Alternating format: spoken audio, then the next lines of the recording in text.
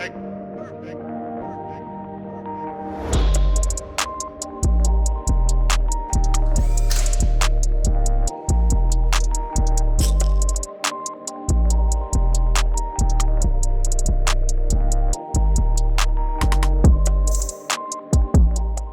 then, another mini video. So there's quite a lot of stuff here and a few things missing. So we'll try and have a quick run through it, and then we'll try and maybe talk about how we're going to do things and how we're going to test them. But I've not got my lab coat on, so it's probably not going to be scientific.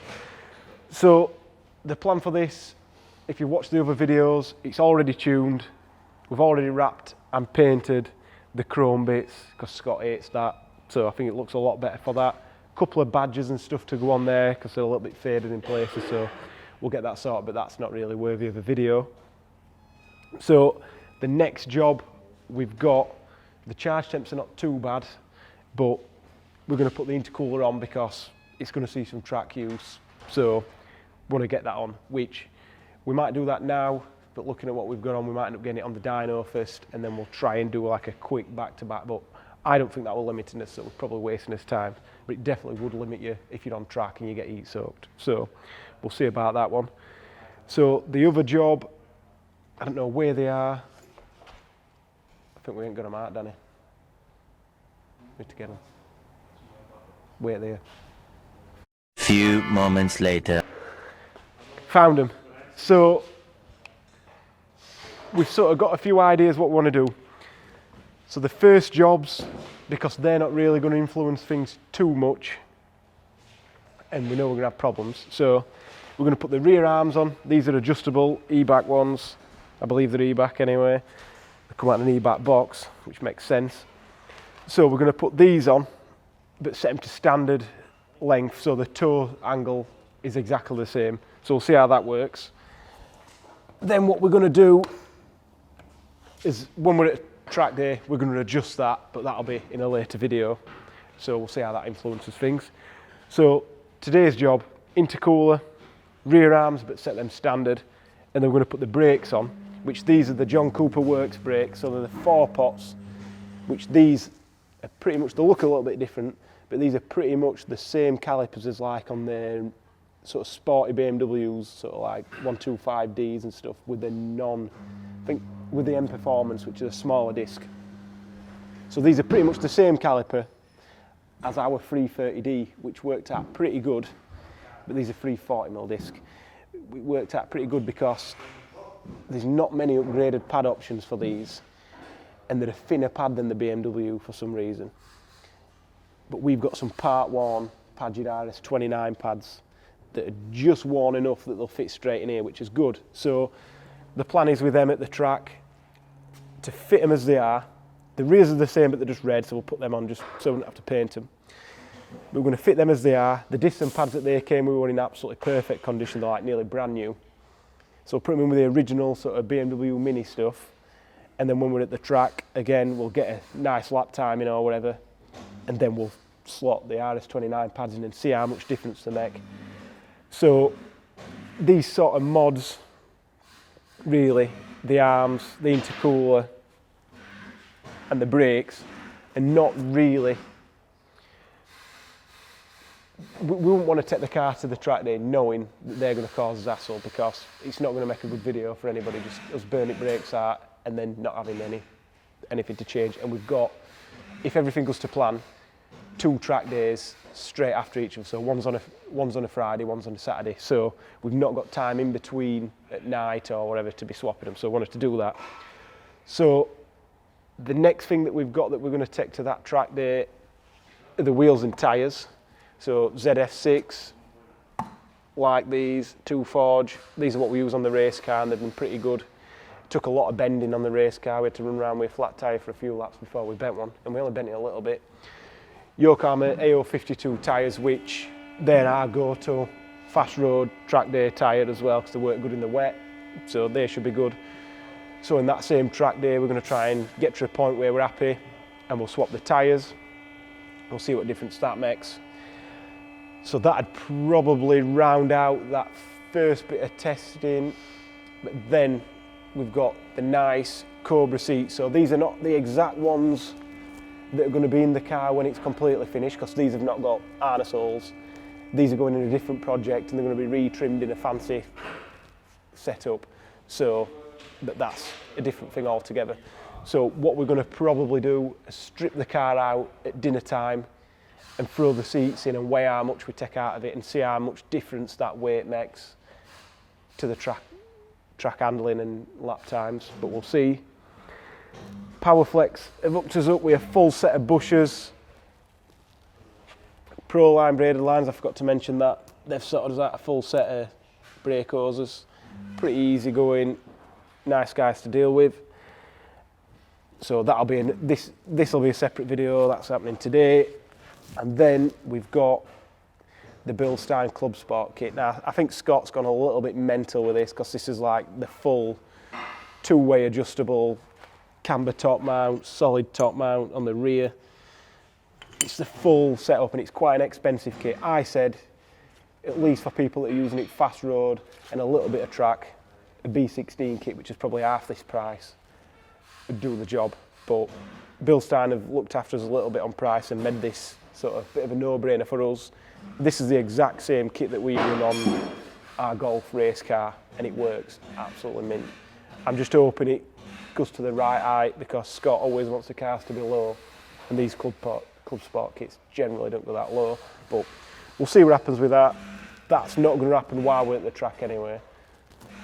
Dean's making as much noise as he can with Tyre Machine. So another thing we've got as well is the E-Back anti-roll bars. Now I believe these are going to be discontinued at some point, but we'll sell as many as we can while we can. I think from what Scott said, and I think this is the rear one, we're only probably going to fit the rear, or at least when we're at the track, we'll just fit the rear because it's quite easy to put in, and then we'll decide if we're going to put the front in or not. I prefer how you can make a car handle just doing a bigger rear, but because we've got the tow arms, you can sort of, rather than getting the nice rear end stability and sort of feel from having a stiff roll bar, you can go stiff all round and then get the rotation or the turning from your rear toe adjustment. So we'll see about that. And then way down the line, hopefully in 10 videos time, because we're having so much fun on track with this, we've got the Quaife diff. That's going to go in there. We're going to probably get a spare gearbox for that, because it makes more sense to do a video printing, and then maybe we can sort out, if we really got the enthusiasm to do it, we might be able to do a gearbox swap at dinner time or something like that. Just throw it in and then see what difference it makes on track. But knowing our luck, we'll tow as knackers out doing it on as backs in a garage, and then it'll rain at dinner time, so the test will be all thrown out the window. But we'll see. So there's a lot of stuff, a lot of work, but we'll see what happens. I'm sure we're going to make it crack. Let's see what Owen can do. We'll get all that stuff fitted, or the first part of the stuff fitted, and everything else can hide away until we get on track.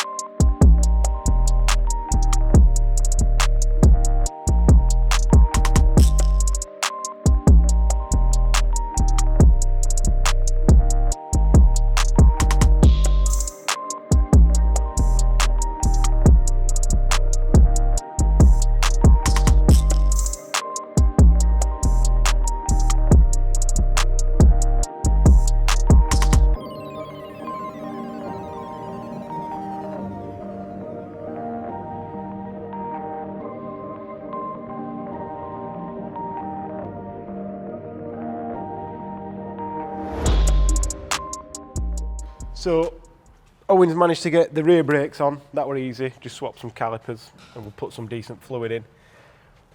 And the rear arms are on, so they're just set to factory settings. So we'll play about with that when we get on alignment ramp and see where we need to go when we're at tracks. We need to know if we turn it 2 turns, that gets us the toe where we want it to be, but then set it back to how it should be. So that's that. Front brakes are on, fairly straightforward job again.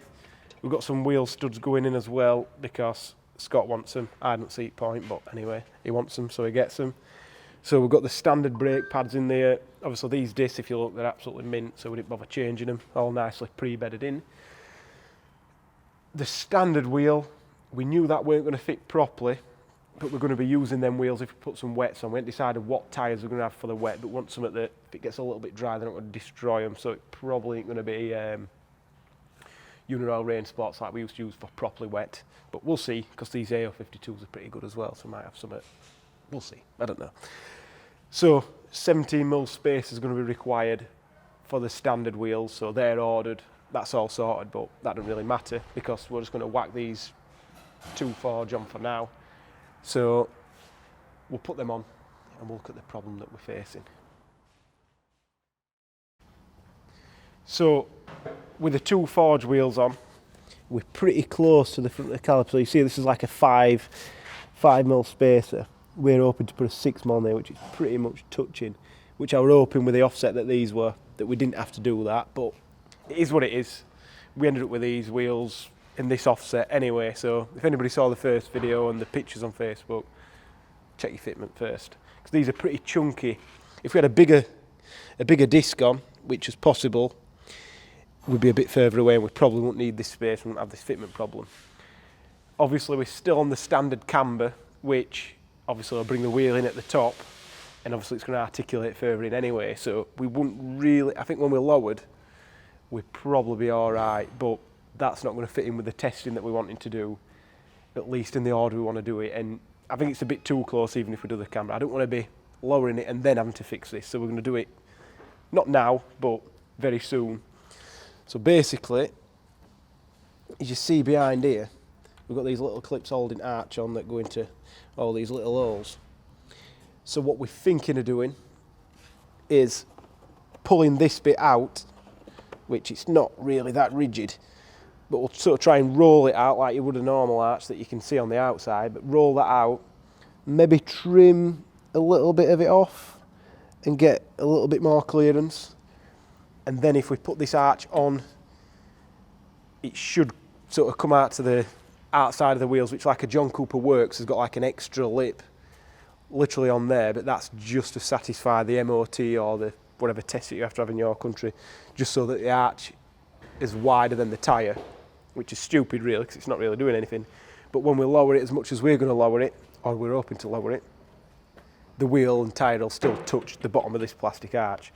So what we can potentially do is make some of these spacers, make some of these with a spacer built in these clips, and that'll pull the arch away, but we're still going to be close to this, and then we're going to have to push that up as well. So we're going to have a little play, hopefully try and record it, pull it out a bit if we can, and then we'll have the clearance we want. But there seems to be, from Scott's been looking on the forums, a lot of people moaning about fitment issues, especially when you go to 18 by 8s or wider on these cars, because we are quite close to the strut. Yeah, we're like not even 10mm away from that strut, so it's not like you can go further in to stop it going further out because you're going to touch your calipers, and obviously unless you've got everything and drawings of everything, and it's really difficult to get people to supply you the spoke, the rear of the spoke design, you're going to have fitment issues. So we'll see how we get on, because we want to solve this problem, we want it to be right. Owen's just going to do the intercooler now, which is going to be a bumper off job, so we'll get that on, and then hopefully it'd be nice to be driving it, but we'll wait for the spacers to come and then we'll finalise this video.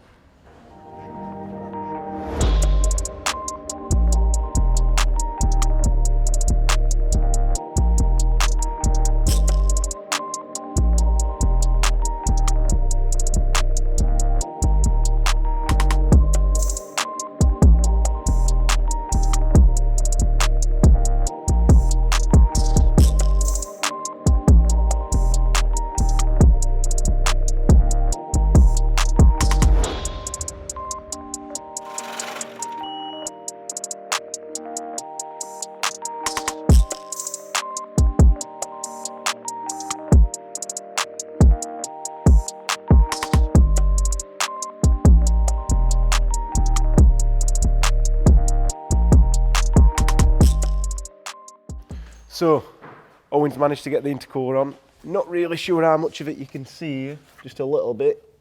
Only a little bit poking out there. You can see the lovely touch-up jobs that the car dealer did on the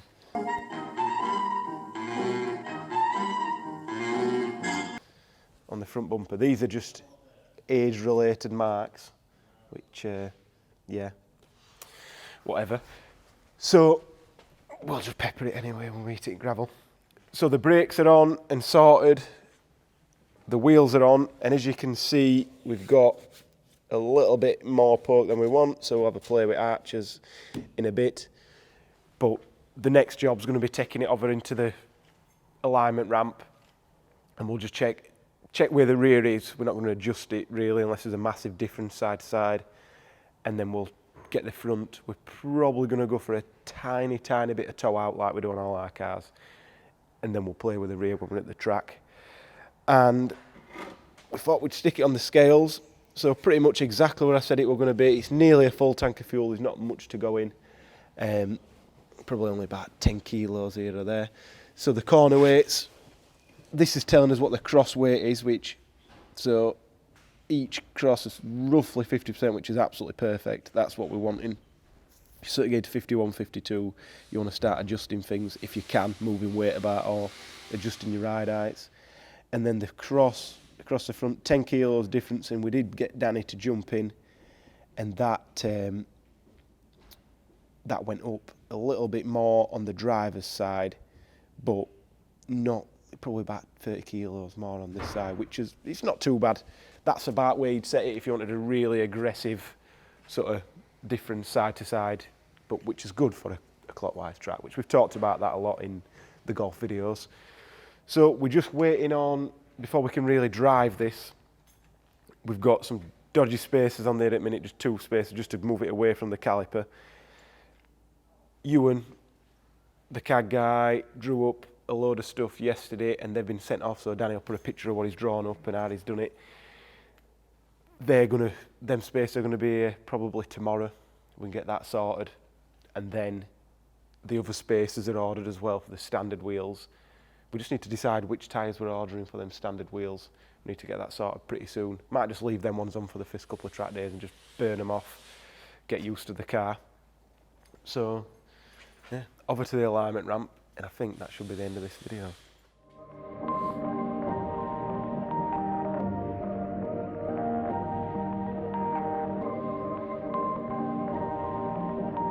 Perfect.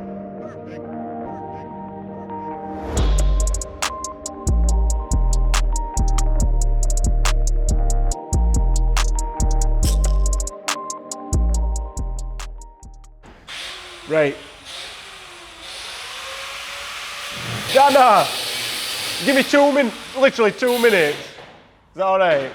Thank you.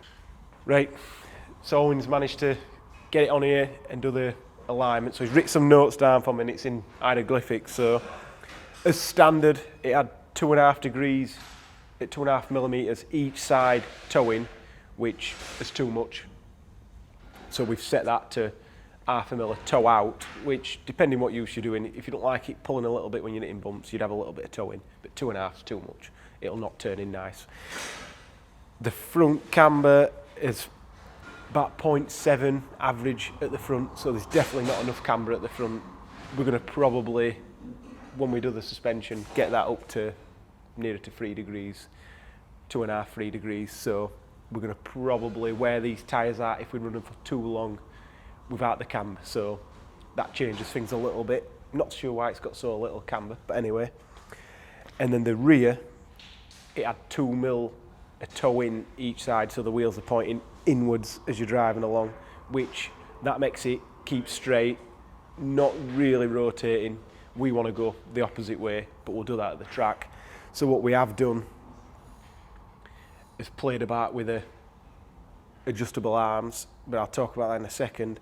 The rear camber, we're about 0.5 degree, which is not too bad. It's about where it wants to be for the rear standard. But with these tyres, we're going to probably need to be nearer to probably 1.5 to 2, depending. So when Owen's done the adjustments on here, sorry Danny, you have to get under. Just aim torch straight in the eyes. when he's done this adjustment here, this is obviously twisting the hub in this orientation.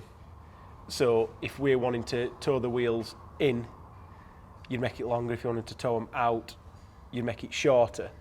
So when he's been doing that, when we do, I've got it written down here in a different piece, to go from where we are now, which is a 2 mil a tow in, to where I want to be, which is going to be probably, we'll say, 1.5 mil a tow out, we're going to have to do nearly 4 turns on this, which then would give us 2.5 degrees camber.